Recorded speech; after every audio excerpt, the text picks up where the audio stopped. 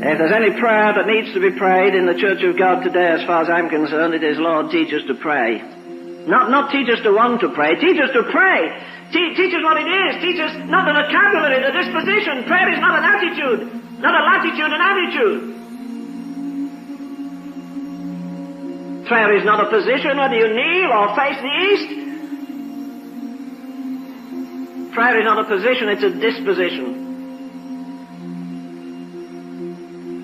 That's why the Apostle Paul says that it is possible to get to that place where you pray without ceasing, where every moment of your life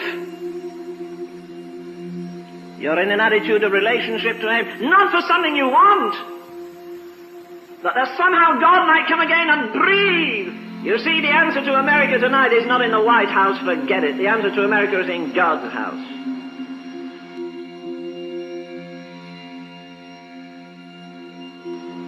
There was another man by the name of Payson. I like to alliterate that and say he was Praying Payson of Portland. He was a man who, when they prepared him for his casket, they discovered he had some hoofs on his knees. Tradition says that James, the apostle, had calluses on his knees with prayer. Payson had the same thing. In fact, before luxury came and we got so soft, he slept in a bedroom that had no covering on the floor. It had a hard floor like this. And at the side of his bed they found two grooves. Two places that were worn 6 or 7 inches long and deep, and they wondered why they were at the side of his bed. And then somebody said this was the place where he always prayed. And actually he had ploughed 2 grooves in the floor of his bedroom in his intercession. He was a little Scotsman. He lived a few miles north of Chicago on the border of the lake, and I got to see him for about 10 minutes. He began to thank me for the books I'd written, particularly on prayer, and I hushed him and said, no, the honor is the other way. I'm honored to see you. Well, they carried him out of his little house on the 9th of February this year, and would you believe it, it was the first time he'd been out of the house in 12 and a half years. Never been out of the door of his own house in 12 and a half years. Never been to bed one night for 30 years. This isn't back in Finney's day or in the days of when they were breaking the frontier here. This is in our day, in your day, in my day. Just a few months ago. Of course, they didn't put his picture on the front of Time magazine. If they did, I'd have objected to it anyhow. But this little man learned the art of intercession. He prayed every night from 10 at night until 5 or 6 in the morning, whenever the burden lifted. Now, somebody will ask me the question, did he sleep? Well, what do you think he was? Of course he slept. But he learned to do what the hymn writer says in that hymn, work for the night is coming, give every flying minute something to keep in store. He pushed the day around. In case you don't know, there are 24 hours in it.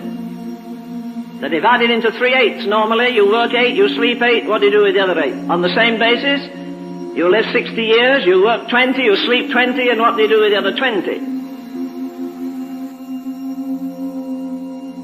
One of the hymn writers says, I often say my prayers, but do I ever pray?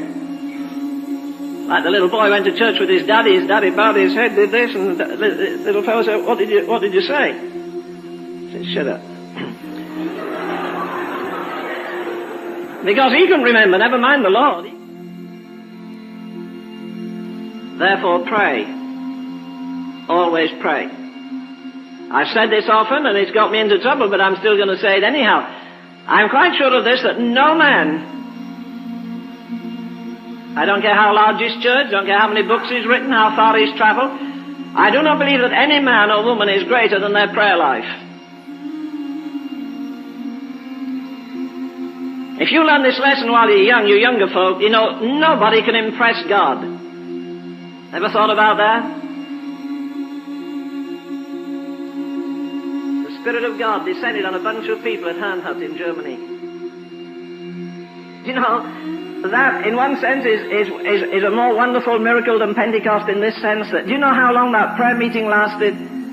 It started at precisely 11 o'clock that Wednesday morning on the 13th of August, 1727, and you know what? It lasted 100 years without stopping.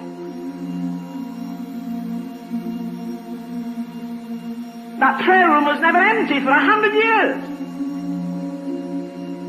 Little boys and girls, 7 and 8 years of age, would groan and travail in birth for revival.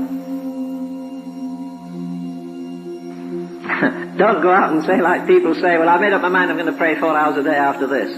Why don't you make your mind up you're running the Olympics tomorrow? You have as much chance. You don't change overnight. We approximate to it. We get our muscles stronger and stronger in the place of prayer. You get to the place where you'd rather sweat, you'd rather weep in His presence than laugh in anybody else's presence. You'd rather God whisper a secret into your heart that breaks you than somebody give you the prizes that all the world covets. I don't think I ever go to a prayer meeting for what I pray one simple prayer amongst others. And that is, Lord, teach us to pray.